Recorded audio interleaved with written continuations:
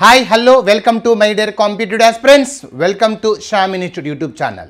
So మరొకసారి సునామీలా group 2లో Shyam institute సత్తా చాటింది. మొన్న జరిగిన ఎస్ఐ ఫలితాలలో శ్యామ్ ఇన్స్టిట్యూట్ ఒక ప్రపంచనాన్ని సృష్టించింది.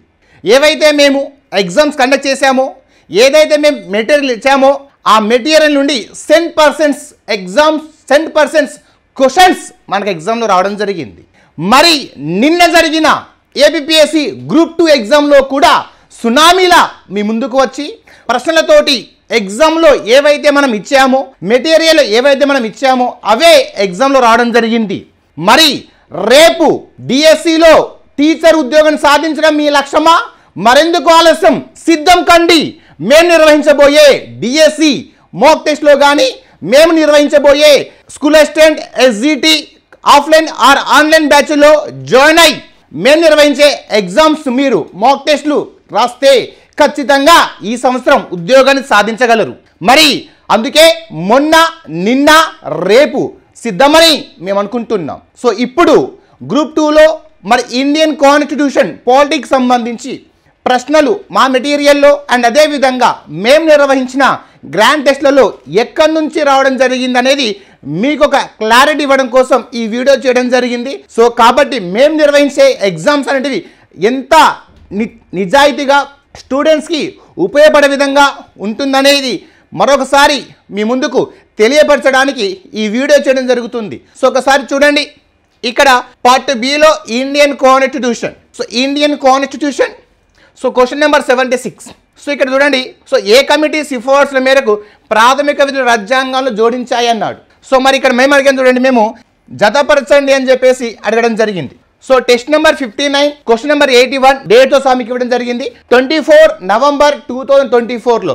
సో ఎగ్జామినర్ డైరెక్ట్గా ప్రశ్న ఇవ్వడం జరిగింది, బట్ మేము అదే ప్రశ్నను మ్యాచ్ ద ఫాలోయింగ్లో ఇవ్వడం జరిగింది. సో మరి ప్రాథమిక విధులు ఏ కమిటీ అన్నాడు తెలిసింది మనందరికీ, స్వరణ్ సింగ్ కమిటీ. సో ఇక్కడ చూడండి, స్వరణ్ సింగ్ కమిటీ ప్రాథమిక విధులు అని చెప్పేసి. ఓకేనా. నెక్స్ట్ 77 లౌకిక అనే పదాన్ని ఏ సవరణ చట్టం ద్వారా చేర్చారన్నారు. సో తెలిసింది మనకి ఇది. మరి చూడండి, మేము దాన్నే కాన్సెప్ట్ ఓరియంటెడ్గా ఇవ్వడం జరిగింది. అంటే ఎగ్జామినర్ ఇంకాస్త డెప్త్గా ఇచ్చినా కానీ స్టూడెంట్ ఇబ్బంది పడద్దన్న ఉద్దేశంతో ముందు జాగ్రత్తగా మేము దాన్ని థియరీ వైజ్గా సింపుల్గా కాకుండా అంటే అదే ప్రశ్నను ఇందులో జోడించడం జరిగింది. చూడండి, 42వ రాజ్యాంగ సవరణ చట్టం 1976 ద్వారా పైన ఎన్ని నిబంధనలు చేర్చబడ్డాయి అన్నాడు. సామ్యవాద లౌకిక అనే పదం మనకి ఇక్కడ ఏమడిగిండు, లౌకిక అని అడిగిండు. సో కాబట్టి సో దీనికి మనకు ఆన్సర్ సెకండ్ వన్. సో మనకి ఇది క్వశ్చన్ నెంబర్ 78 అమ్మ. నెక్స్ట్ క్వశ్చన్ 78 జతపరచండి జాబితా 1 జాబితా 2 అంటే ఏ అంశాలు ఏ దేశంకి వెళ్ళి తీసుకున్నాడని చెప్పేసి ఇక్కడ ప్రశ్న అడగడం జరిగింది. మరి చూడండి, అదే మాకు test number 47 question number 124 exam 6/10/2024. మరి దానికి సంబంధించి మేము కూడా చూడండి మ్యాచ్ ద ఫాలోయింగ్ పక్కన ఆస్ట్రేలియా ఉమ్మడి జాబితా, జర్మనీ అత్యవసర పరిస్థితుల్లో ప్రాథమిక హక్కుల సస్పెన్షన్స్. ఓకేనా, ప్రాథమిక హక్కుల సస్పెన్స్. చూడండి ఇక్కడ అత్యవసర నిబంధన, ప్రాథమిక హక్కుల సస్పెన్స్, ఉమ్మడి జాబితా. సో ఇలా ఎగ్జామినర్ మ్యాచ్ ద ఫాలోయింగ్ ఇచ్చాడు. ఓకేనా, మేము కూడా పక్కన జతపరచండి. ఓకేనా, సరైన జతను గుర్తించండి, సరికాని జతను గుర్తించండి ఇవ్వడం జరిగింది. సో కాబట్టి యాజ్ టీజ్గా క్వశ్చన్స్ కూడా కొన్ని క్వశ్చన్స్ అయితే నా భూతో నా భవిష్యత్తు లెక్క, అంటే ఆప్షన్స్ కూడా మారలే అమ్మ. అంటే ఇదో మాకు ఆశ్చర్యం ప్లస్ ఆనందాన్ని కూడా ఇస్తుంది. కొన్ని క్వశ్చన్స్ అయితే ఆప్షన్స్ కూడా మారలేదు, చూపిస్తాం మీకు ఆ క్వశ్చన్స్ కూడా. నెక్స్ట్ క్వశ్చన్ 97వ రాజ్యాంగ సవరణ చట్టం 2011కు సంబంధించి క్రింది ప్రకటనలు ఏవి సరైనవి అన్నాడు క్వశ్చన్. సో అది మనకు సంబంధించి చూడండి, ఇక్కడ test number 5 question number 100 exam date అమ్మ. చూడండి క్వశ్చన్ చూడండి, same as is question as is question. So 9B 43B 19(1)C. So ఇక్కడ మనకు కూడా అవే ఇవ్వడం జరిగింది. సో సహకార సంస్థలు. ఓకేనా, 19 ప్రాథమిక హక్కులు 9B ఇచ్చాడు, అంటే 10B జోడించాడు తప్పది. అవునా, ఏం రావాలి మనకు అక్కడ 9B రావాలి. ఈ ఆదేశ సూత్రాలు 43B. ఓకేనా. సో కాబట్టి క్వశ్చన్ ప్యాటర్న్ కూడా సేమ్ ఇవ్వడం జరిగింది ఇక్కడ. నెక్స్ట్ 80 భారత రాజ్యాంగం యొక్క ఏ ఆర్టికల్ రాజ్యాంగం యొక్క హృదయం మరియు ఆత్మగా డాక్టర్ బిఆర్ అంబేద్కర్ వర్ణించాడు. సో మనకు అందరూ తెలిసింది 32 అని. అవునా, మేము దాన్ని ప్రతిపాదన కారణం కింద ఇచ్చాం. చూడండి, డాక్టర్ బిఆర్ అంబేద్కర్ ఆర్టికల్ 32ను రాజ్యాంగానికి ఆత్మగా పేర్కొన్నారు. అంటే ఎగ్జామినర్ డైరెక్ట్గా ఇవ్వడం జరిగింది, దాన్ని మనం కాస్త థియరీగా ఇవ్వడం జరిగింది. ఒకవేళ ఈ పాయింట్ ఆఫ్ వ్యూ అడిగితే గ్రూప్ 2 కాబట్టి పేపర్ స్టాండర్డ్ ఎప్పుడు ఏ విధంగా మారుతుందని తెలియదు కాబట్టి. అవునా. నెక్స్ట్ 80 భారత రాజ్యాంగ సభ ఇప్పుడు ఆమోదించింది. సో మనందరికీ తెలిసిందే, అవునా? సో మరి చూడండి, టెస్ట్ నెంబర్ 25 క్వశ్చన్ నెంబర్ 132లో రాజ్యాంగం 26 నవంబర్ 1949 ఆమోదించడం. అప్పుడే మరి కొన్ని అమల్లో కూడా రావడం జరిగింది. ఓకేనా? సో మనకి ఇక్కడ చూడండి టెస్ట్ నెంబర్ 25లో ఉంటుంది. మీకు వీటికి సంబంధించి వీడియో ఎక్స్ప్లెనేషన్ కూడా ఉంటుందమ్మా. అందులో ఇంకా బ్యాక్గ్రౌండ్ కూడా చెప్పినాం, 4 ఆప్షన్స్ క్లియర్ ఎక్స్ప్లెయిన్ చేసినాం. ఇంకా మీకు అందులో ఇంకా క్లారిటీగా ఉంటుంది కావాలంటే. 82. సో భారత రాజ్యాంగంలో ఏ భాగంలో యూనియన్ ఎగ్జిక్యూటివ్ అంటే కేంద్ర ప్రభుత్వం, రాజ్యాంగంలో భాగాలు ఐడియా ఉండాలి. బేసిక్ క్వశ్చన్ ఇది, మనకు భాగాలు ఐడియా ఉండాలి. సో 5వ భాగం అమ్మ, ఇది మనకి ఇది గ్రూప్ 2 క్లాస్ నోట్స్లో పార్ట్ 1 బుక్ పేజ్ నెంబర్ 74 అమ్మ. మనకి పాలిటీ బుక్స్ 2 ఉంటాయి. ఓకేనా? Part 1 part 2. సో అందులో పార్ట్ 1లో పేజ్ నెంబర్ 74లో సింపుల్ డైరెక్ట్ క్వశ్చన్ అమ్మ, డైరెక్ట్ భాగాలలో. నెక్స్ట్ 83. భారత రాజ్యాంగంలో తొలత అంటే స్టార్టింగ్ ఎన్ని షెడ్యూల్స్ ఉన్నాయి అన్నాడు. సో చూడండి ఇక్కడ క్లాస్ నోట్స్లో పేజ్ నెంబర్ 68లో మౌలిక రాజ్యాంగం అంటే రాజ్యాంగం అమల్లోకి వచ్చినప్పుడు ఎన్ని ఉన్నాయి? 8. ప్రజెంట్ అయితే 12. సో ఇది అమ్మ దీని పాయింట్ ఆఫ్ వ్యూలో. ఓకేనా? నెక్స్ట్ 84. భారత మానవ హక్కుల కమిషన్ ఎప్పుడు ఏర్పాటు చేయబడింది అన్నాడు. డైరెక్ట్ క్వశ్చన్, కానీ అదే చూడండి టెస్ట్ నెంబర్ 63లో క్వశ్చన్ నెంబర్ 82 డేట్ అమ్మ డిసెంబర్ 8న. మేము దాన్ని చూడండి, మానవ హక్కుల రక్షణ చట్టం 1993 ప్రకారం జాతీయ మానవ హక్కుల సంఘాన్ని ఏర్పాటు చేశారు. సో మేము దాన్ని ఇంకా మెంబర్స్ ఎవరు, ఓకేనా, సెక్రటరీ ఎవరు అపాయింట్ చేస్తారు, ఇలా తీరవేది ఇచ్చాం. బట్ ఎగ్జామినర్ ఇంకా సింపుల్గా ఇవ్వడం జరిగింది. అంటే ముందు చూపుతో ముందు జాగ్రత్తతో మేము క్లియర్గా ఇచ్చాం.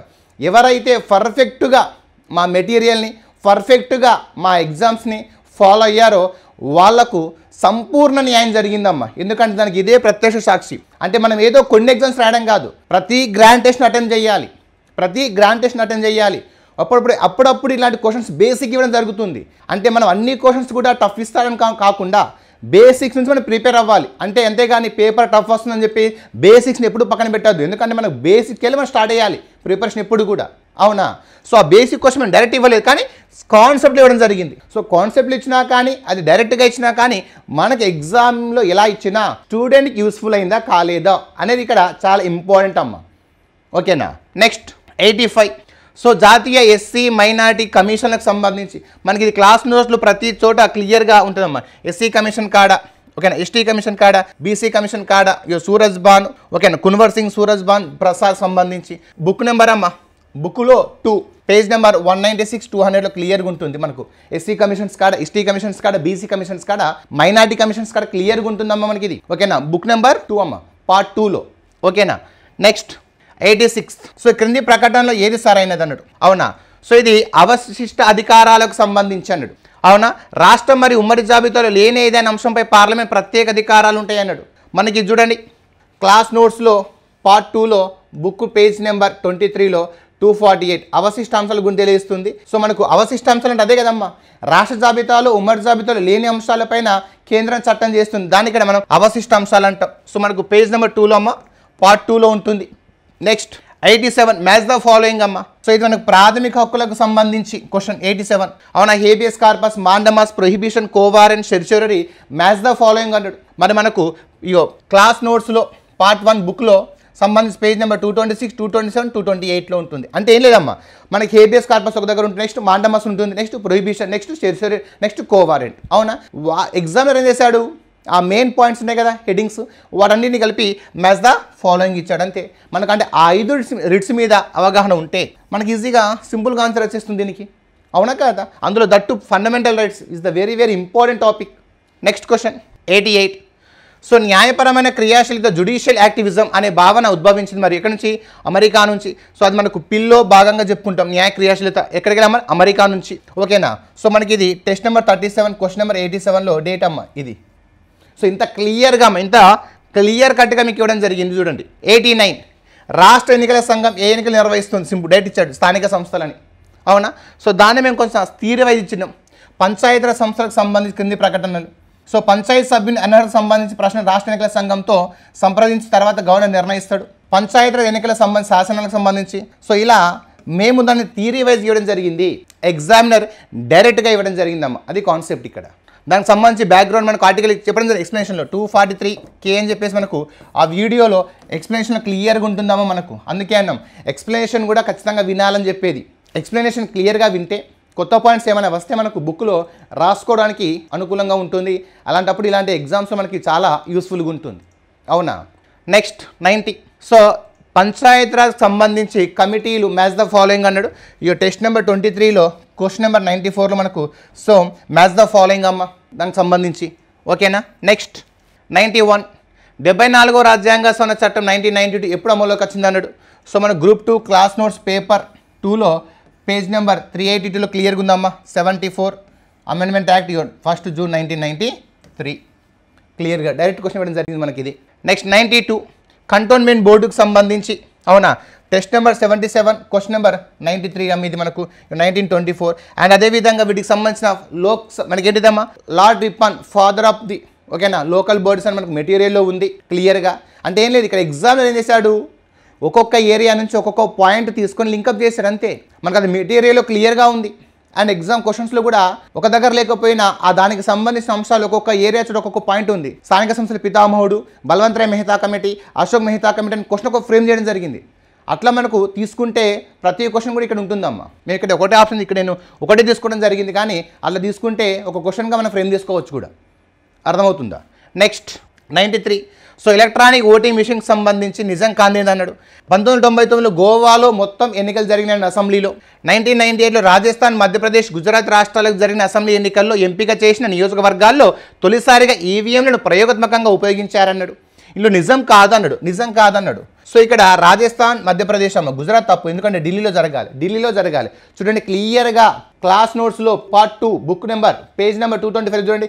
ఈవీఎంల నవంబర్ మంత్తో సహా నవంబర్ 98 మధ్యప్రదేశ్ 5 నియోజకవర్గాలు, రాజస్థాన్ 5 నియోజకవర్గాలు, ఢిల్లీ 6 నియోజకవర్గాలు. మరి ఇక్కడ ఏమి ఇచ్చిండు గుజరాత్ ఇచ్చిండు. నెక్స్ట్ 1999లో ఈవీఎంలను పూర్తి స్థాయిలో అసెంబ్లీ ఎన్నికలలో వినియోగించిన మొదటి రాష్ట్రం గోవా. సో ఇంత క్లియర్గా విత్ నియోజకవర్గాలతో సహా ఆ రాష్ట్రంలో జరిగిన నియోజకవర్గాలతో సహా మనకు మెటీరియల్ ఇవ్వడం జరిగింది. కేవలం 3 రాష్ట్రాలు మాత్రమే కాకుండా ఇంత క్లియర్ కట్గా ఇవ్వడం జరిగిందమ్మా. ఏ రాజ్యాంగ సవరణ చట్టం ఓటు వేయడానికి కనీస వయసును 21 నుంచి 18 తగ్గించింది. ఇది మనకు బేసిక్ క్వశ్చన్ అందరూ తెలిసింది 61వ రాజ్యాంగ సవరణ. సో దీన్నే మేమేం చేసాము ఎగ్జామ్లో అంటే చూడండి 58వ రాజ్యాంగ సవరణ, 61వ రాజ్యాంగ సవరణ, 69వ రాజ్యాంగ సవరణ, 71వ రాజ్యాంగ సవరణ అన్నాం. సో క్లియర్ చూడండి ఓటింగ్ వయసు 21 నుంచి 18 తగ్గించబడింది.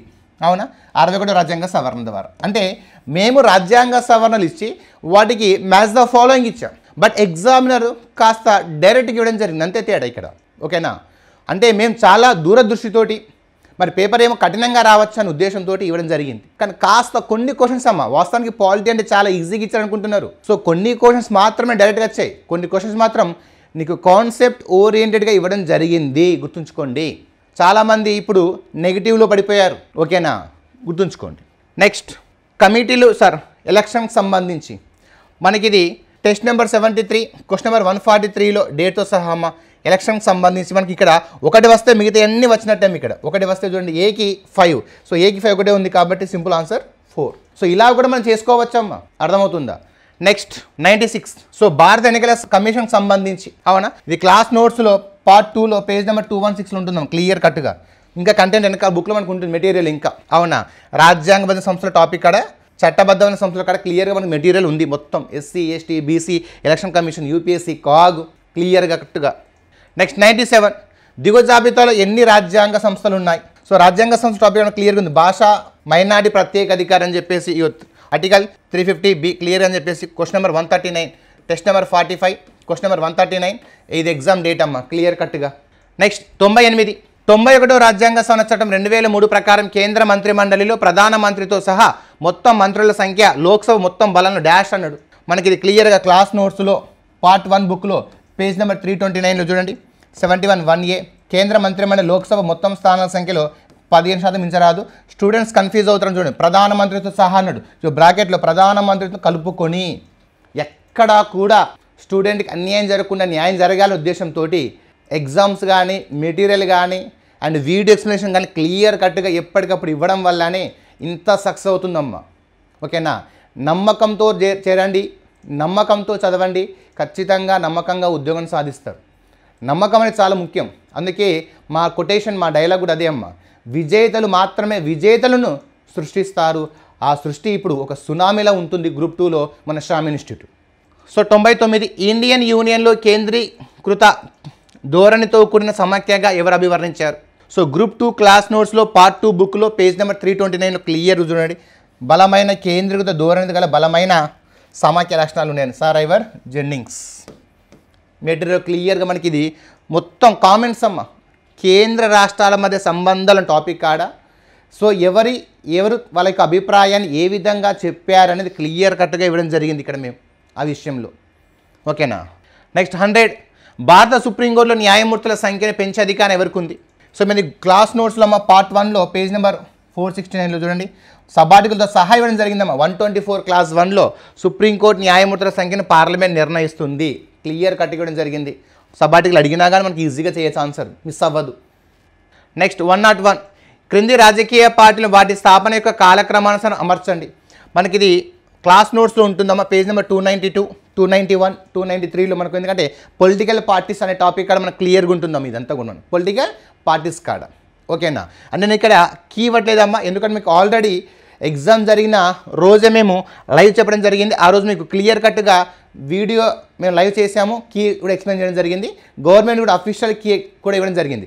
సో మేము చేసే వీడియో ఉద్దేశం ఏంటంటే మేము చెప్పినవి రావడం జరిగింది, అవి ఎక్కడ ఉన్నాయని చెప్పి మీకు ఆధారాలతో చూపించడానికి మాత్రమే ఈ ప్రయత్నం అమ్మ. ఓకేనా. సో ఇది 102 చూడండి సమాచార హక్కు చట్టానికి సంబంధించి మేము చాలాసార్లు అయిపోయినాయి షార్ట్కట్స్. కేంద్రం మీద అవగాహన ఉంటే రాష్ట్ర ప్రభుత్వం ఈజీగా ఉంటుంది. సో కేంద్రంలో ఇక్కడ ఏవైతే మెన్షన్ చేశారు, కేంద్రంలో సమాచార హక్కు చట్టానికి సంబంధించి ఏవైతే కమిటీ ఉంటుందో సేమ్ అదే ప్యాటర్న్ ఇక్కడ తీసుకోవాలి. కేంద్రంలో ప్రధానమంత్రి అయితే రాష్ట్రంలో సీఎం అని, కేంద్రంలో లోక్సభ ప్రతిపక్ష నాయకుడు ఇక్కడ అసెంబ్లీ ప్రతిపక్ష నాయకుడు అని, ఆడ కేంద్ర క్యాబినెట్ మంత్రి ఇక్కడ రాష్ట్ర క్యాబినెట్ మంత్రి. సో ఆ ప్యాటర్న్ని మన షార్ట్ కట్స్ కూడా క్లాస్లో చెప్పడం జరిగింది, మెటీరియల్ కూడా క్లియర్గా ఇవ్వడం జరిగింది. అండ్ ఎగ్జామ్లో కూడా మనకు 83లో టెస్ట్ నెంబర్ 67, 83 క్వశ్చన్ నెంబర్ అమ్మ. సో డేటా మీది. సో క్లియర్ కట్గా మీకు ఇవ్వడం జరిగింది ఇక్కడ. నెక్స్ట్ 103 సో కింది వారిలో ఏది భారత రాజ్యాంగంలో సమాఖ్య సూత్రాలు ఉల్లంఘిస్తుంది? మనకి ఇది క్లాస్ నోట్స్లో గ్రూప్ 2 క్లాస్ నోట్స్లో పార్ట్ 2లో బుక్ పేజ్ నెంబర్ అమ్మ 13, 14 అంటే సమాఖ్య లక్షణాలన్నీ ఏకకేంద్ర లక్షణాలు చెప్పి హెడ్డింగ్ పెట్టి క్లియర్గా మీకు దానికి సంబంధించిన కంటెంట్ కూడా రాపియడం అనేది జరిగింది. ఓకేనా. నెక్స్ట్ 104 సో జాబితా 1, జాబితా 2 సో హైకోర్టు వ్యవస్థ, ఖనిజాలపై పన్ను, విద్య. అవునా. సో మనకి ఇది కేంద్ర రాష్ట్ర మధ్య సంబంధాలలో క్లాస్ నోట్స్లో అమ్మ పేజ్ నెంబర్ 19, 20 కేంద్ర జాబితా, రాష్ట్ర జాబితాకు సంబంధించి ఉమ్మడి జాబితాకు సంబంధించి మనకు క్లియర్గా మెటీరియల్ ఉంటుంది 3 అంశాలు. అవునా. సో ఇక్కడ మీకు క్లాస్లో మెటీరియల్లో కొన్ని అంశాలు ఇక్కడ ముఖ్యమైన రాపిచ్చాం. అవునా. మెటీరియల్ మెన్షన్ చేశాం. ఆ టాపిక్ చివరిలో కేంద్ర జాబితాలో ఉన్న 98 అంశాలు, రాష్ట్ర జాబితాలో ఉన్న 59 అంశాలు, ఉమ్మడి జాబితాలో ఉన్న 52 అంశాలు కూడా క్లియర్గా ఇవ్వడం జరిగింది. మొత్తం ఇచ్చాం. ఇవి స్టార్టింగ్లో కొన్ని బేసిక్స్ మీకు ఇవ్వడం జరిగింది, అందులోకి వెళ్ళి మనకు బిట్స్ రావడం జరిగిందమ్మా. అవునా. సో అదన్నమాట. నెక్స్ట్ 105 అవునా. సో బెంగాల్ గవర్నర్ జనరల్ను భారత గవర్నర్ జనరల్గా నియమించబడ్డారు. ఇది ఎప్పుడు అన్నారు? అవునా 1833 చూడండి. బెంగాల్ గవర్నర్ జనరల్ భారత గవర్నర్ జనరల్గా చేసింది మరియు అతనికి ఓకేనా అన్ని పౌర మరియు సైనిక అధికారాలు కూడా అప్పగించింది. అవునా. సో పై నిబంధనలు ఏ చట్టాలలో చేయబడ్డాయి అన్నాడు? 1833 చట్టంలో. ఎప్పుడమ్మా? 1833. సో కంటెంట్ ఇచ్చి చట్టం అడిగిండు, మేము కంటెంట్ ఇచ్చి చట్టం క్వశ్చన్గా అడిగినాం. అవునా. సేమ్ కంటెంట్ సేమ్ చూడండి 1833 సేమ్ 1833. అవునా. So same point of view ఇక్కడ మనకి ఇవ్వడం జరిగింది. నెక్స్ట్ 106 లోక్పాల్ మరియు లోకాయుక్త చట్టం ఎప్పుడు అమల్లోకి వచ్చింది అన్నాడు? అవునా. So 2014 direct question. కానీ మనం చూడండి దాన్ని మొదటి చైర్మన్, ఎంతమంది మెంబర్స్ ఉంటారు, మరి రీసెంట్ మెంబర్ ఎవరు, ఇట్లా ముందు జాగ్రత్త కొద్ది ఇవ్వడం జరిగింది. ఈ లోక్పాల్ చట్టం జనవరి 16, 2020, లోక్పాల్ చట్టం జనవరి 16, 2014 నుండి అమల్లోకి వచ్చింది. సో క్లియర్గా వచ్చింది డైరెక్ట్ క్వశ్చన్ మనకి ఇది. అవునా. నెక్స్ట్ 107 సో ఇది రాష్ట్ర జాబితాలో పేర్కొనబడిన విషయాలపైన పార్లమెంట్ చట్టం చేస్తుందని. సో థియరీ ఇచ్చాడు, మేము అదే అంశాన్ని ఆర్టికల్స్ వైజ్ ఇచ్చినాం. 249, 250, 356, 253. సో అదే అంశాన్ని మనకి ఇక్కడ కంటెంట్ రూపంలో ఇవ్వడం జరిగింది. వీడియోలో క్లియర్ కట్గా ఎక్స్ప్లెయిన్ చేసాము అండ్ మెటీరియల్ కూడా ఉంది మనకి క్లియర్ కట్గా. నెక్స్ట్ 108 సో ఏ రాజ్యాంగ సవరణ చట్టం ద్వారా 11వ ప్రాథమిక విధిని జోడించారన్నాడు? అవునా. సో 11వ ప్రాథమిక విధిని 86వ రాజ్యాంగ సవరణ చట్టం ద్వారా చేర్చారు. సో మనం కాన్సెప్ట్ ఇచ్చాము, ఎగ్జామినర్ ఏమో డైరెక్ట్ ఇవ్వడం జరిగిందమ్మా, అది కాన్సెప్ట్. సో టెస్ట్ నెంబర్ 45 ఇది, క్వశ్చన్ నెంబర్ 102 విత్ డేట్తో సహా మీకు ఇవ్వడం జరిగిందమ్మా. Next 109 so UPSC central recruitment agency and స్వతంత్ర నియామక రాజ్యాంగ సంస్థ. సో దీనికి సంబంధించి మనకు టెస్ట్ నెంబర్ 73, క్వశ్చన్ నెంబర్ 107 ఇది ఎగ్జామ్ డేట్ అమ్మా. అవునా? సో స్వతంత్ర మరియు స్వయం ప్రతిపత్తి గల సంస్థ, పార్లమెంట్ చట్టం ద్వారా సెంట్రల్ విజిలెన్స్ కమిషన్ ఏర్పాటు చేయబడింది అన్నాడు. సో వేరే అంశం ఇది మనకు ఇచ్చిన డైరెక్ట్ కంటెంట్ అమ్మా, డైరెక్ట్ కంటెంట్. నెక్స్ట్ 110 పంచాయతీరాజ్ సంబంధించి. సో దీనికి సంబంధించిన కంటెంట్ మనకు మెటీరియల్లో ఓకేనా, page number 382 part 2 book page number అమ్మ. సో ఇక్కడ పంచాయతీరాజ్ రాజ్యాంగ హోదా ఇవ్వడం జరిగింది అని చెప్పేసి మనకు క్లియర్ కట్గా 382, 383లో క్లియర్గా మనకు దీనికి సంబంధించిన మ్యాటర్ మొత్తం కూడా ఉంటుందమ్మా. పంచాయతీరాజ్ రాజ్యాంగ హోదా ఇలా ఇచ్చారు, ఏ ప్రభుత్వం ఇచ్చింది, ఫస్ట్ ఏ ప్రభుత్వం ఇచ్చింది, అవును అప్పుడు ఎందుకు అమల్లోకి రాలేదు, ఎందుకు బిల్లు ఆమోదం పొందలేదు, తర్వాత ఏ ప్రభుత్వంలో ఇది అమల్లోకి వచ్చింది, ఏ ప్రభుత్వ హయాంలో ఇది అమల్లోకి వచ్చింది అని క్లియర్గా దాని కాన్సెప్ట్ కూడా మనకు క్లాస్లో మెటీరియల్ ముందుగా ఇవ్వడం జరిగిందమ్మా. నేను క్లాస్లోకి నోట్స్ రాపియలేదు, మీ సమయం వృధా అవుతుంది అనే ఉద్దేశంతో మేము ముందుగానే ఓకేనా నోట్స్ను ప్రిపేర్ చేసి మీకు నోట్స్ ఇచ్చి ముందుగానే మేము క్లాసులు కూడా కండక్ట్ చేయడం జరిగింది, మీ సమయాన్ని వృధా చేయొద్దని. సో అలాంటిది ఆ క్లాస్ నోట్సెస్ కానీ ఎగ్జామ్స్ కానీ వీడియో ఎక్స్ప్లెనేషన్ కానీ చాలామందికి యూస్ఫుల్ అని చెప్పేసి మన ఆస్పిరెంట్స్ ఇన్స్టిట్యూట్కి కాల్ చేస్తుంటే మాకు చాలా హ్యాపీగా అనిపించింది. ఎందుకంటే మీ సక్సెసే మా సక్సెస్ కాబట్టి మీరు హ్యాపీగా ఉద్యోగాన్ని సాధించడం కోసం ఎల్లవేళలో కూడా మన శ్యామ్ ఇన్స్టిట్యూట్ ఇప్పుడు కూడా మీకు తోడ్పాటు ఉంటుంది, తోడ్పాటు ఇస్తుంది కూడా. నెక్స్ట్ 111. సో ఇది కూడా మనకు ఆల్ ఇండియా సర్వీసెస్ సంబంధించమ్మా. సేమ్ మనకు అక్కడ సేమ్ క్వశ్చన్ ఇక్కడ మనకు రిపీట్ అయింది ఇది కూడా ఓకేనా. నెక్స్ట్ 112 ఇది మనకు ఎకనామిక్ సంబంధించి అమ్మ. ఎకనామిక్ అంటే నీతి ఆయోగ్ రాజ్యాంగేతరమైన సంస్థ, నీతి ఆయోగ్ రాజ్యాంగేతరమైన సలహా సంస్థ. సో ఇది మనకు ఎకనామిక్ సంబంధించి మీకు ఎకనామీలో క్లియర్గా వస్తుంది. అది ఐడియా ఉంటే మనకి ఇది పాలిటీలో ఆన్సర్ చేయొచ్చు. ఎందుకంటే పాలిటీలో సంబంధించి ఒక బిట్టు ఎకనామీలో ఇచ్చిండు. అంటే కేంద్ర ప్రభుత్వం ఏ ఆర్టికల్ ప్రకారం రాష్ట్ర ప్రభుత్వాలకు రుణాలు మంజూరు చేస్తుంది అని ఒక క్వశ్చన్ మనకు ఎకనామీలో ఇవ్వడం జరిగింది 293 అని చెప్పేసి. అలా అంటే కొన్ని సమ్ పాయింట్స్ మనకి ఇక్కడ ఎకనామీతో ఇంటర్లింక్ ఉంటుంది. అంటే జిఎస్టీకి సంబంధించి కావచ్చు, ఈ నీతి ఆయోగ్కి సంబంధించి కావచ్చు, ఇది మన పాలిటీలో కూడా చెప్పుకుంటాం. కానీ ఎకనామీలో ఇంకా చాలా ఫోకస్ చేస్తారు కాబట్టి మనం తక్కువ ఫోకస్ చేస్తే వాళ్ళు ఇంకెక్కువ ఫోకస్ చేస్తారు అందులో భాగంగా ఓకేనా. నెక్స్ట్ 113. సో ఇది 263 అంతర్రాష్ట్ర కౌన్సిల్ సంబంధించి అండ్ రాజ్మన్నార్ కమిటీ బలమైన వాదన వినిపించి అన్నాడు 113కి సంబంధించి. మనకి ఇది క్లాస్ నోట్స్లో అమ్మ పార్ట్ 2 బుక్ పేజ్ నెంబర్ 72లో 263 అంతర్రాష్ట్ర మండలి ఏర్పాటు చేస్తుంది. ప్రధానమంత్రి అధ్యక్షతన అన్ని రాష్ట్రాల ముఖ్యమంత్రులతో సహా ఒక అంతర్రాష్ట్ర మండలి ఏర్పాటు చేయాలి. ఇది రాజ్మన్నార్ కమిటీ మెటీరియల్ క్లియర్గా మనకు ఉందాం ఇది ఓకేనా. నెక్స్ట్ 114. సో ఎమర్జెన్సీ విధించినప్పుడు దేశంలో వచ్చే ఓకేనా మార్పులు ఏంటి అని చెప్పేసి ఇక్కడ అడగడం జరిగింది అవునా. సో మనకి ఈ క్వశ్చన్కి సంబంధించి class notes part 1 page number 305 చూడండి. క్వశ్చన్ స్టేట్మెంట్ చూడండి. జాతీయ అత్యవసర పరిస్థితి విధించినప్పుడు వచ్చే మార్పులు అని చెప్పి క్లియర్గా అవి హెడ్డింగ్ పెట్టినాం. విత్ ఆర్టికల్స్ 353 ఓకేనా, 354 ఆర్థిక సంబంధాలపైన, ఈ కార్యనిర్వహణ సంబంధాలపైన క్లియర్ విత్ ఆర్టికల్తో సహా కూడా మెన్షన్ చేసినాం. ఒకవేళ ఎగ్జామ్లో మనకి ఇక్కడ ఆర్టికల్స్ ఇచ్చినా కానీ వీటికి సంబంధించి మనం ఈజీగా ఆన్సర్ చేయొచ్చు అవునా. సో అన్ని ప్రాథమిక హక్కులు తప్పు కాదు, ఇక్కడ మనకు 20, 21 తప్ప మిగిలిన ప్రాథమిక హక్కులు మాత్రమే రద్దు అవుతాయి. సో కాబట్టి అట్లా అన్నమాట. Next 115. So public interest litigation, social action litigation కూడా అంటారు. అంటే పిల్లికి ఇంకొక పేరు అని చెప్పేసి కృష్ణయ్యర్, భగవతి. మరి దానికి సంబంధించి చూడండి కృష్ణయ్యర్ అండ్ భగవతి చూడండి. సామాజిక చర్యా వ్యాజ్యం ఇంగ్లీష్లో సోషల్ యాక్షన్ లిటిగేషన్ క్లియర్గా ఇవ్వడం జరిగిందమ్మా అవునా, పేర్లతో సహా. దాని ఇంకో పేరు కూడా చాలామంది పిల్లలు అంటే ఒకటే పేరు చదువుతారు, కానీ మేము ఇక్కడ చూడండి సామాజిక చర్యా వ్యాజ్యం అని చెప్పేసి క్లియర్గా ఇవ్వడం జరిగింది. ఇక్కడ ఇంకొక పేరు కూడా, సో ఇక్కడ కూడా అదే మెన్షన్ చేశారు చూడండి అవునా. సోషల్ యాక్షన్ లిటిగేషన్ అంటే ఇంగ్లీష్లో రాయడం జరిగింది, తెలుగులో రాయలేదు, కానీ తెలుగులో అదే. సోషల్ అంటే సామాజికనే కదా అమ్మ అది ఓకేనా. నెక్స్ట్ 116. క్రింది వాటిలో ఏది కేంద్రం రాష్ట్ర సంబంధాల కాదు అన్నాడు. Sarkaria commission, Indrajit Gupta committee, Rajamannar committee, M M Punchhi commission. Test number 31 question number 108 date అమ్మ చూడండి. క్రింది వాటిలో ఏది భారతదేశంలో కేంద్ర రాష్ట్ర సంబంధాలకు సంబంధించింది కాదు. సర్కారియా, రాజ్మన్నార్, ఇంద్రజిత్, మదన్ మోహన్. మీరు గమనించండి, యాస్టీజ్ క్వశ్చన్, యాస్టీజ్ ఆప్షన్స్. కాంపిటేటివ్ ఎగ్జామ్ మనకు ఒక మార్కు చాలా చాలా ఇంపార్టెంట్. అందులో మళ్ళీ ఇలాంటి క్వశ్చన్స్ సేమ్ యాస్టీజ్ దిగిపోయినాయి మనకి ఇక్కడ క్వశ్చన్స్ విత్ ఆప్షన్తో సహా, క్వశ్చన్ ఫ్రేమింగ్తో సహా దిగిపోయింది ఇక్కడ.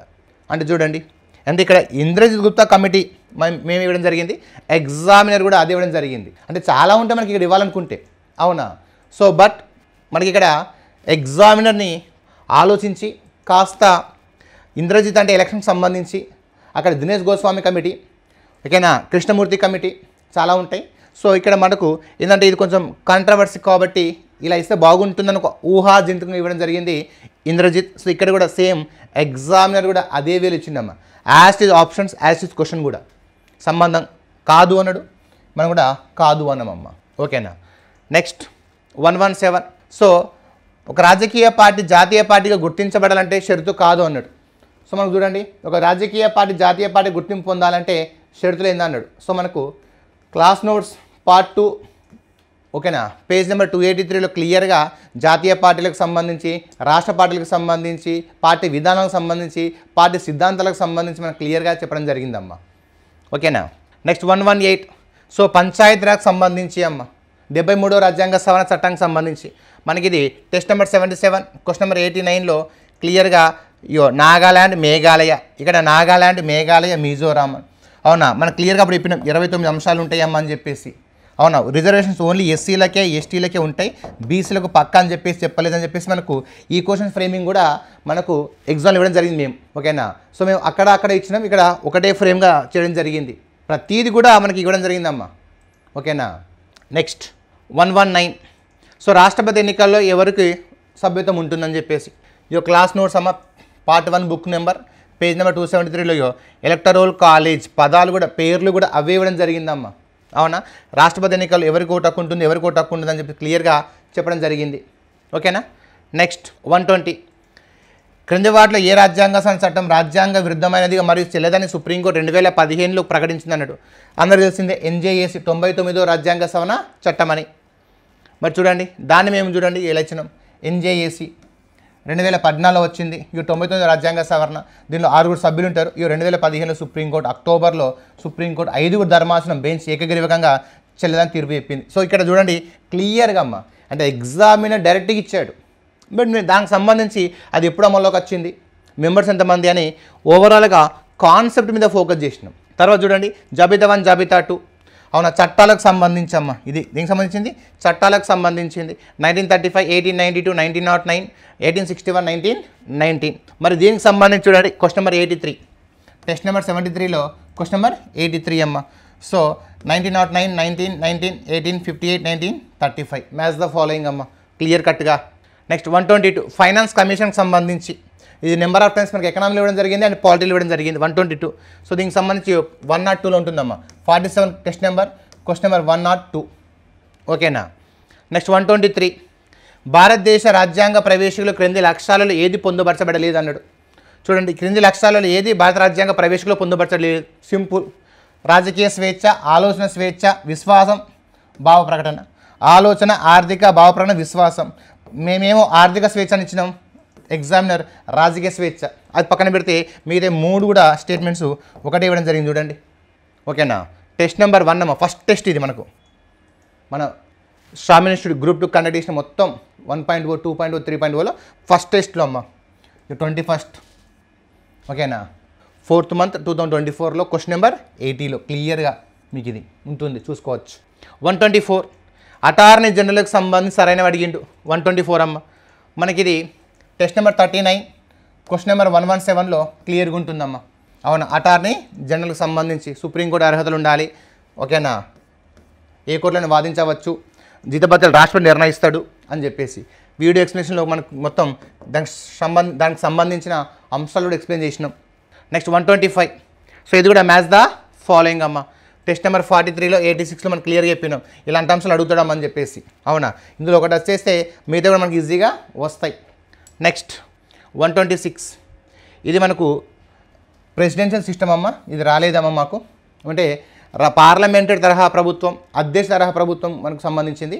ఇది మనకు ఎగ్జామ్లో రాలేదు, వీటి మనకు ఎక్కడ కూడా మన ప్రస్తావన చేయలేదమ్మా. ఎందుకంటే ఒప్పుకోవాలి కూడా, అన్నీ మాదంలో వచ్చినాయి అని చెప్పడం కూడా కాదు, రాలేదని చెప్పేసి నిజాయితీగా ఒప్పుకోవడం కూడా గొప్పతనం అమ్మ మేము అనుకుంటున్నాం. సో ఇది ఎక్కడ మేము కవర్ చేయలేదు, ఒప్పుకుంటున్నాం కూడా మేము దీన్ని. ఓకేనా.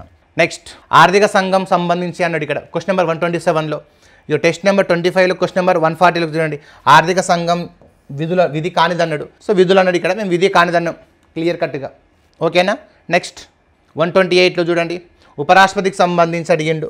అవునా. టెస్ట్ నెంబర్ 55లో క్వశ్చన్ నెంబర్ 98లో ఓకేనా సరికానిదన్నాడు. దీనికి సంబంధించి ఉపరాష్ట్రపతికి సంబంధించి ఇది కూడా మనకు క్లియర్ కట్గా ఉపరాష్ట్రపతి ఇక్కడ మెన్షన్ చేసాడు, మేము మెన్షన్ చేయాలి అంతే తేడా. అవునా. నెక్స్ట్ 129. సో ఏ సమయంలో సభ్యులు తమ ముఖ్యమైనదిగా భావించి ఏదైనా ఒక విషయాన్ని లేవనెత్తడానికి స్వేచ్ఛను కలిగి ఉంటారు. సో చెప్పడం జరిగింది, 0 అవర్లో లేవనెత్తిన విషయంపై మంత్రుల సభా వేదికపై సమాధానం ఇవ్వాలి. అవునా. 0 అవర్కు ముఖ్యమైనదిగా భావించి ఏ విషయాన్నైనా సరే లేవనెత్తడానికి ఎంపీలకు స్వేచ్ఛ ఉంది. చూడండి క్లియర్ కట్గా స్వేచ్ఛ ఉంటుంది. సో ఇక్కడ కాన్సెప్ట్ అనేది ఇవ్వడం జరిగిందమ్మా. అది చూడడానికి సింపుల్ క్వశ్చనే కానీ కొన్ని క్వశ్చన్స్ మనకు చాలా బాగుంటాయి లాజికల్గా. సో ఇక్కడ మనకు ఆన్సర్ శూన్య సమయం. సో మనకు అదని థియరీ వైజ్ ఇవ్వడం జరిగిందమ్మా. టెస్ట్ నెంబర్ 11 క్వశ్చన్ నెంబర్ 101 ఓకేనా 26th 5th month 2024. 130 కార్యనిర్వాహక జవాబుదారితనాన్ని నిర్ధారించడానికి పార్లమెంటుకు లభ్యమయ్యే అత్యంత శక్తివంతమైన ఆయుధం అన్నాడు. సో అది అవిశ్వాస తీర్మానం. చూడండి ఇగో మన క్లాస్ నోట్స్లో క్లియర్గా చెప్పినామమ్మా. ఇగో శాసనసభలోని సభ్యులు కార్యనిర్వాహక శాఖలోని సభ్యుల ఓకేనా పై నియంత్రించడానికి ప్రవేశపెట్టే తీర్మానం అన్నాం. అవునా. అంటే క్లియర్గా క్లాస్ నోట్స్లో మెన్షన్ చేసాము. 414 ఓకేనా. బుక్ నెంబర్ చూడండి పార్ట్ 1 క్లియర్గా మీకు రాయడం జరిగింది, మీరు చూసుకోవచ్చు కూడా ఒకవేళ ఎవరికైనా అనుమానాలు ఉంటే. ఓకేనా. 131. సో మ్యాచ్ ద ఫాలోయింగ్ అమ్మా, మ్యాచ్ ద ఫాలోయింగ్. 137, 226, 13, 32 మనకి ఇవన్నీ కూడా మ్యాచ్ ద ఫాలోయింగ్. మనం కూడా మ్యాచ్ ద ఫాలోయింగ్లో కొన్ని క్వశ్చన్స్ ఇచ్చాం చూడండి. 32, 226 అని చెప్పేసి ఇంకో ఎగ్జామ్లో 137 కూడా మెన్షన్ చేయడం జరిగింది. బిట్స్ ఉన్నాయమ్మా. ఓకేనా. వాటికి సంబంధించి ఒక్కొక్క చోట ఒకటి ఇచ్చినాం. 13కి సంబంధించి ఒక దగ్గర ఇవ్వడం జరిగింది వేరే పాయింట్ ఆఫ్ వ్యూ, మేము వేరే పాయింట్ ఆఫ్ వ్యూలో. బట్ ఎగ్జామ్లో అన్ని మ్యాచ్ ద ఫాలోయింగ్లో ఇవ్వడం జరిగింది అంతే తేడా. ఓకేనా. నెక్స్ట్ 132. సో జమ్మూ కాశ్మీర్ పునర్వ్యవస్థీకరణ అవునా 31st October 2019. సో చూడండి 2019 October 31st. సో మేము ఇంకా జమ్మూ కాశ్మీర్ సంబంధించి ఎక్స్ట్రా మ్యాటర్ ఇవ్వడం జరిగింది. SC/ST రిజర్వేషన్కి సంబంధించి కావచ్చు. రీసెంట్గా జమ్మూ కాశ్మీర్ ఎలక్షన్ జరిగినాయి కదా, అది ఎన్ని దశలు జరిగినాయి, ప్రజెంట్ ఎన్ని స్థానాలు ఉన్నాయి, గతంలో ఎన్ని స్థానాలు ఉన్నాయి అని థియరీగా మేము ఇచ్చినామమ్మా. టెస్ట్ నెంబర్ 51 క్వశ్చన్ నెంబర్ 101లో. ఓకేనా. నెక్స్ట్ 133. ఆస్తి హక్కుకు సంబంధించి మనకి ఇది క్లియర్ కట్గా ప్రాథమిక హక్కులో ఉంటుందమ్మా. ప్రాథమిక హక్కులో ఉంటుంది. క్లాస్ నోట్స్లో పార్ట్ 1 బుక్ పేజ్ నెంబర్ 140లో 44వ రాజ్యాంగ సవరణ చట్టం ద్వారా 1978 ప్రాథమిక హక్కుల్లో 31Fను అండ్ 31 తొలగించారు. ఆస్తి హక్కు ప్రజెంట్ భారతదేశం 12వ భాగంలో అండ్ 300Aలో చట్టబద్ధమైన హక్కుగా మార్చారు. క్లియర్ కట్గా మెటీరియల్ కూడా ఉంది మనకు. అవునా. Next question 134.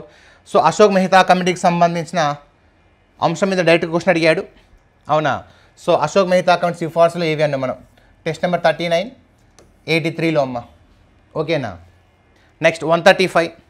సో ప్రధానమంత్రి సిఫార్సులపై రాష్ట్రపతి ఎవరెవరు నియమిస్తాడని చెప్పేసి మనకు క్వశ్చన్ 135 మనకి ఇది క్లాస్ నోట్స్లో పార్ట్ 1లో పేజ్ నెంబర్ 284. సో కార్యనిర్వాహక అధికారాలు రాష్ట్రపతి ఎవరెవరిని నియమిస్తాడు చూడండి. ఇక్కడ ప్రధానమంత్రిని, సుప్రీంకోర్టు, హైకోర్టు, కాగు, గవర్నర్. అవునా. మనకు క్లియర్గా ఉంటుందమ్మా. పేజ్ నెంబర్ 284 అండ్ ఇంకా చెప్పాలంటే 285లో కూడా ఉంటుంది. ఇంకా మొత్తం లిస్ట్ ఉంటుంది. రాష్ట్రపతి ఎవరెవరిని నియమిస్తాడో ఒక లిస్టే రాస్తాం మనం అక్కడ పెద్దగా, అందులో ఉంటుందమ్మా. నెక్స్ట్ 136. సో ఇది పంచాయతీరాజ్ రిజర్వేషన్కి సంబంధించి 73వ రాజ్యాంగ సవరణ. అవునా. సో చూడండి ఒకసారి మరి దీనికి సంబంధించి క్వశ్చన్ పంచాయతీరాజ్ 73వ సంబంధించి. ఓకేనా. 1/3 రిజర్వేషన్స్ మహిళలు కావచ్చు. ఇక్కడ కన్ఫ్యూజ్ చేయడానికి మేము 25 ఇచ్చాం, 21 ఇచ్చిండు, డైరెక్ట్ ఇచ్చిండు, మనం 25 ఇచ్చాం కన్ఫ్యూజ్ చేయడానికి. సో ఇలా క్లియర్గా ఉందాం మనకు. టెస్ట్ నెంబర్ 39 ఇది క్వశ్చన్ నెంబర్ 79 ఆ టెస్ట్ నెంబర్లో. నెక్స్ట్ 137. సో ఆర్టికల్ 356 అమ్మ, ఇది 356 అత్యంత వివాదాస్పదమైన ఆర్టికల్ అన్నాడు. దానికి సంబంధించి మేము ఎగ్జామ్లో 139 అంటే టెస్ట్ నెంబర్ 47లో 139 ఇవ్వడం జరిగింది. 356 సంబంధించి మొత్తం కంటెంట్ ఇవ్వడం జరిగింది. ఇంకా ఫుల్ ఫ్లెడ్జ్డ్గా కంటెంట్ ఇచ్చాం. ఇంకా ఎగ్జామ్లో కొంచెం డైరెక్ట్ అడిగాడు ఇక్కడ మనకు. నెక్స్ట్ 138 ఇది మాండమస్ సంబంధించింది. అవునా.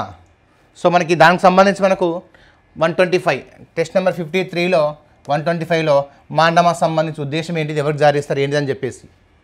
ఓకేనా. 139. సో ఇది ఆదేశిక సూత్రాలు, మార్గదర్శకాలు పనిచేస్తాయి. ఓకేనా. వాటికి సంబంధించి క్వశ్చన్ ఇది. సో 78లో 59.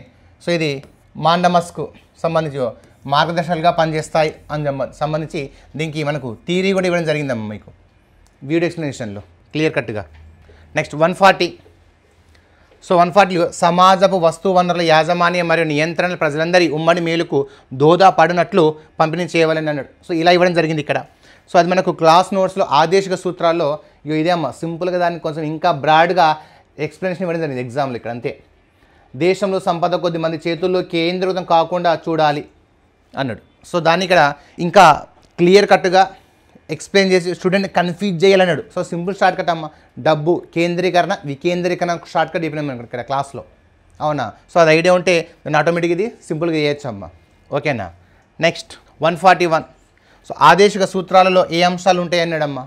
సో మనం చూడండి గ్రూప్ 2 క్లాస్ నోట్స్లో పార్ట్ 1 పేజ్ నెంబర్ 243లో 48A 49 ఇంకా దాంట్లో ఉన్నాయి మనకు 39 ఏలో ఆదేశిక సూత్ర టాపిక్ ఇక్కడ క్లియర్గా మనకి ఇవన్నీ కూడా ఆర్టికల్స్ 1 by 1 క్లియర్గా రాపించడం జరిగిందమ్మా. మెటీరియల్లో మనకి దీనికి సంబంధించిన కంటెంట్ ఉంటుంది. క్వశ్చన్ నెంబర్ 141కి సంబంధించి. 142 11వ షెడ్యూల్ ప్రకారం కింద ఇవ్వబడిన వాటిలో పంచాయతీలకు ఉన్న రాజ్యాంగ బాధ్యతలు ఒకటి ఏదన్నాడు, అవునా.